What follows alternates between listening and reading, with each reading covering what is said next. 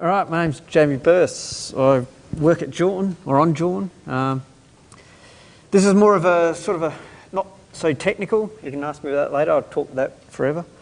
So just talking about our use of some clustering, mainly reliability.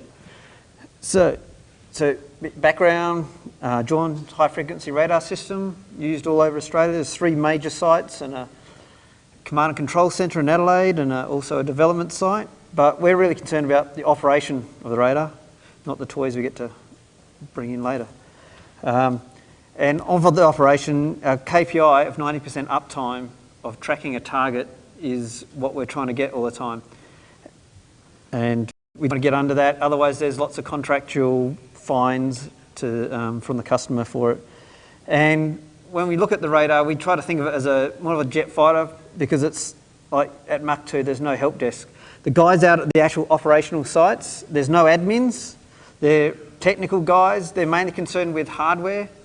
They do run up the system and they do all their tests every day, and they could probably, desolder your whole computer and everything there and put it back together. But there's no like Linux admins or True64 dedicated admins. They are our remote sites.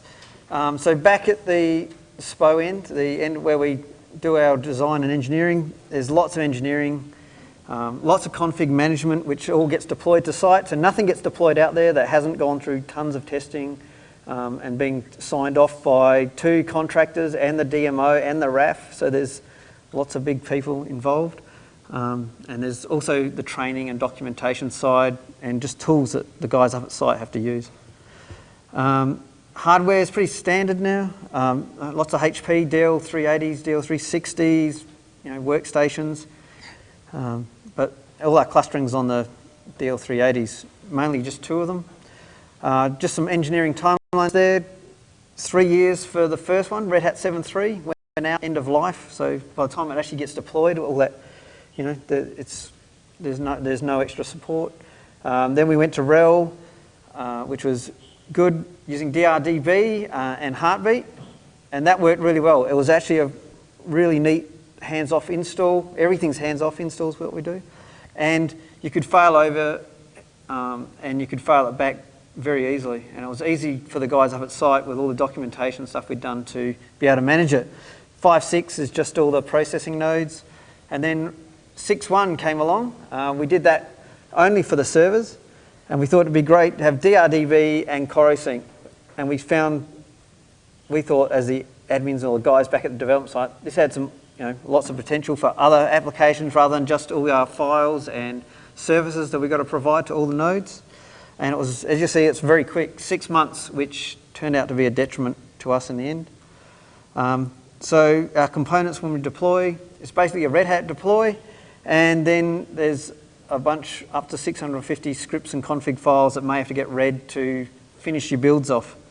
All builds are automated, even the CoroSync ones. So the guys at site, when they install stuff, they use a USB key for the first server, and then that will be set up for CoroSync, and the second one has to get set up and at the end, and they sort of play together. You can't just build one off by itself. So, yep. So, what have I got there? Yeah, so we're mainly concerned about data and quite a few services. Yep, there's our basic Red Hat 7.3 ones, bit of rsync.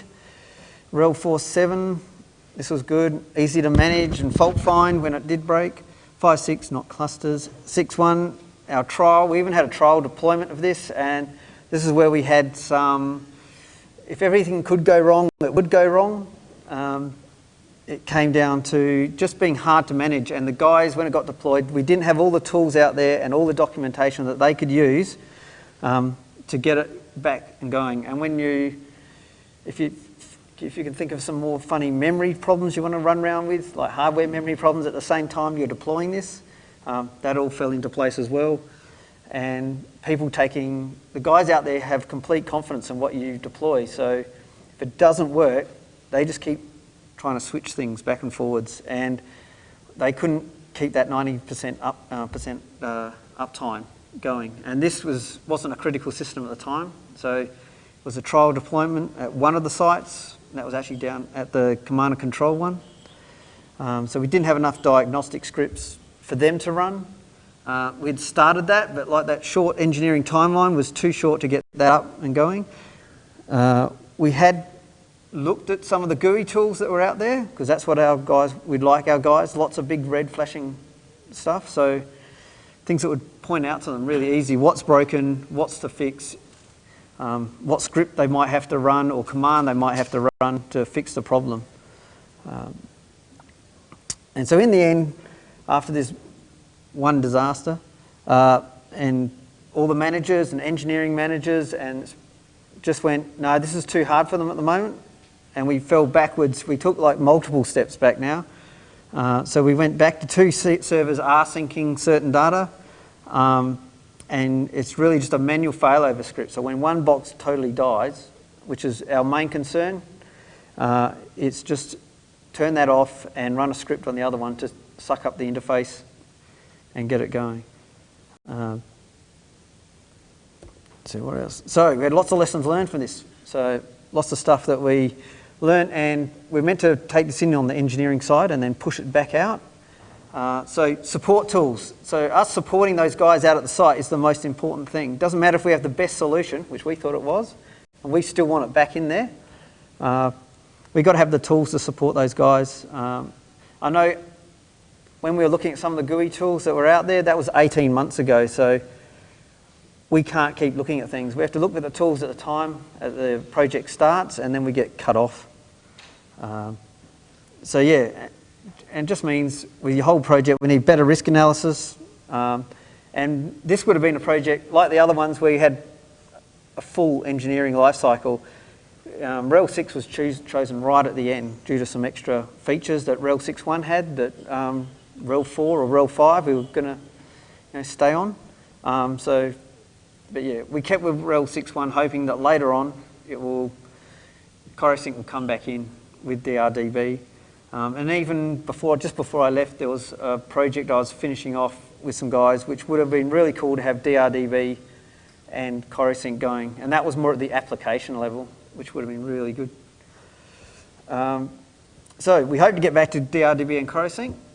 We really got to find the tools or write the tools ourselves if we can't, that we can get the guys to fault find when things are timing out or servers aren't coming up and they can't see what's going on the screen. It's really bad. You know, you get the one where the disk wants an FSCK for some reason after a failure. You know, it's either counted or it's been too long up, which is usually the thing, it's just been up for so long. And they miss it, and then CorioSync fails on us, or DRDB. Yeah, and that's it.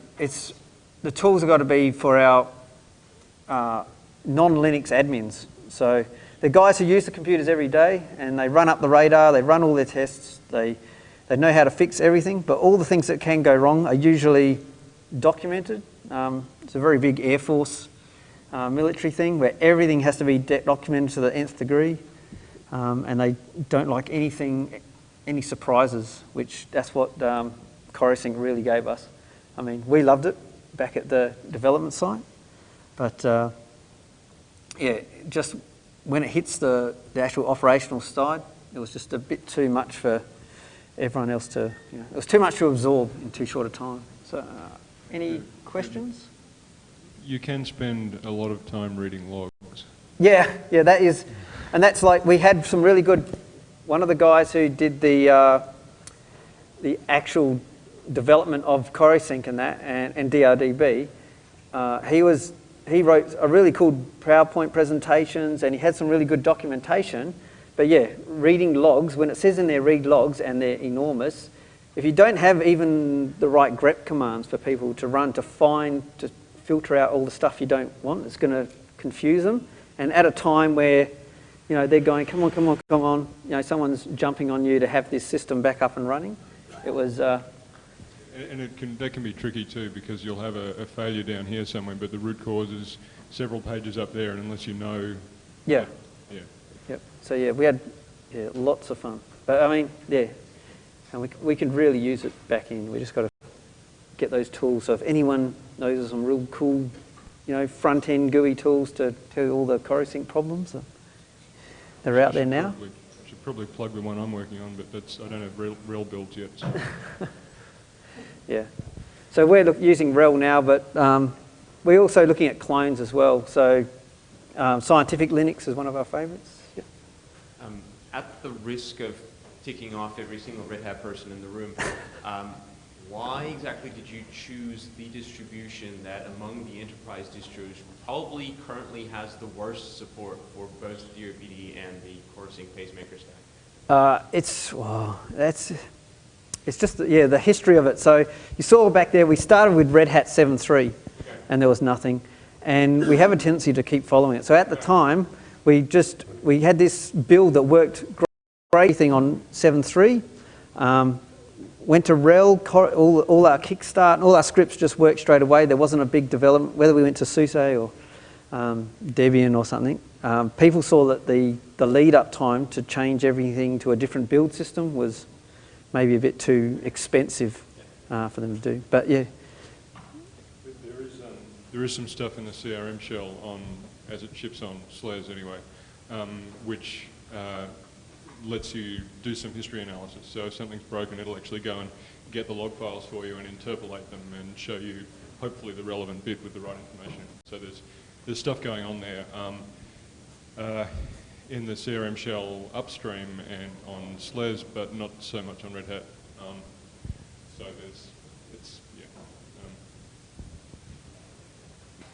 I'll stop at that point because it behooves me to be polite, so I will. Yeah. Do we have any other questions?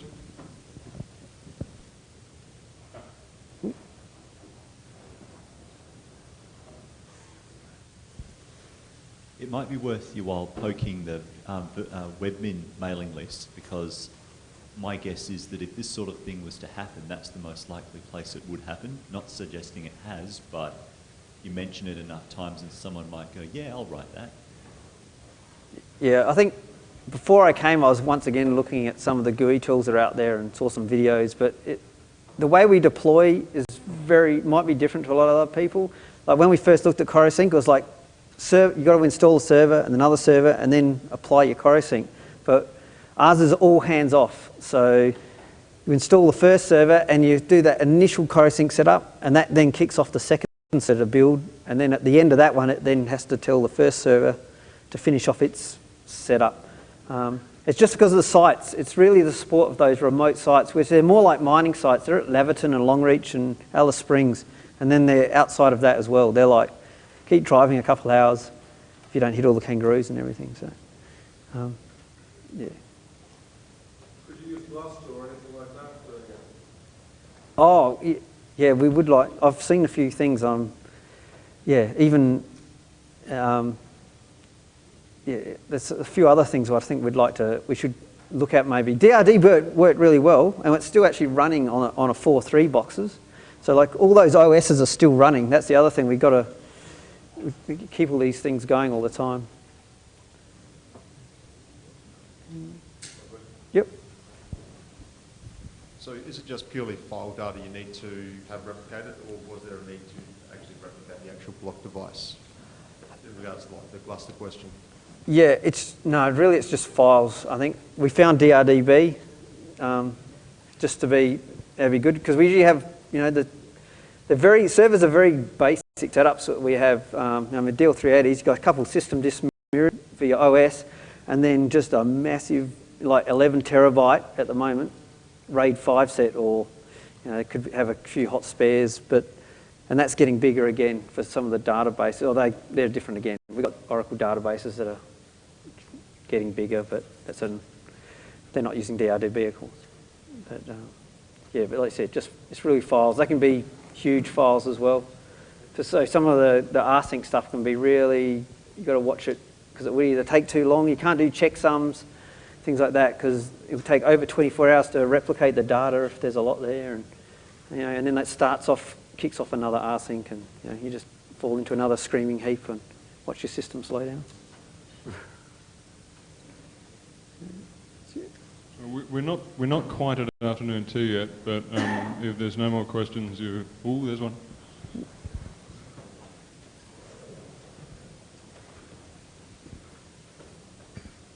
Have you seen much of an increase in the IT literacy of the operational staff as the years go by?